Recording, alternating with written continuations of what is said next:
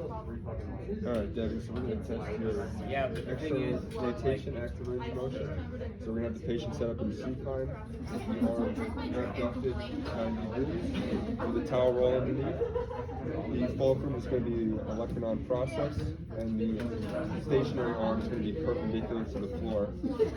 The moving arm is going to be lined up to the ulnar style of process, and you're going to have the patient actively externally rotate his arm while stabilizing the proximal humerus. Can you go ahead and place your palm towards the ceiling for me, Devin? Okay, hold that. Look at her. What is going on? Because of the loss of motion in the mouth. So he has 89 degrees of active range of motion. The normal range is 0 to 90, so he is within that normal range. You're going to read that and you're never going to... Okay, so we're going to test the patient's shoulder abduction manual muscle test. So Devin, what I'm going to have you do, I'm going to have you put your palm facing forward and lift your arm overhead as high as you can. Okay, that would be a 3. So now that he has full range of motion, you could test him against resistance. So I'm going to have you put your arm up to 90 degrees like this. And I'm going to push down, I'm going to stabilize proximally to the shoulder, and I'm going to press down the proximal elbow. And I want you to fight the resistance, okay? Hold, hold, hold. Okay, he held against maximal resistance, so that's a 5. If he failed against moderate resistance, that would be a 4. And if he could not do full range of motion, we would put him in a gravity minimized position, which would be supine with a towel underneath. Full range of motion in supine would be a 2. Partial range of motion with palpable contraction would be a 1, and no movement at all would be 0.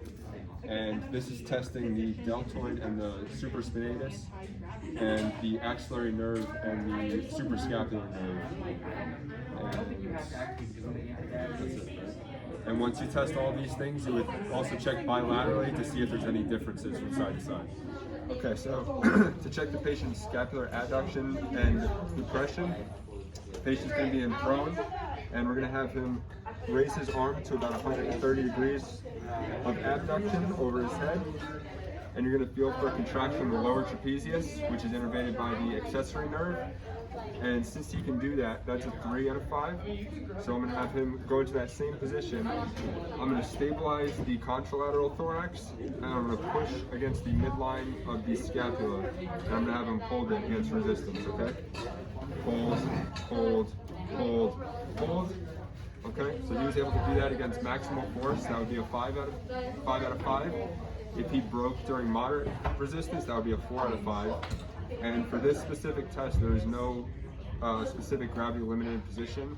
It would just be in prone, and you would just have to feel for the contraction and the movement. So for a 0, there would be no movement.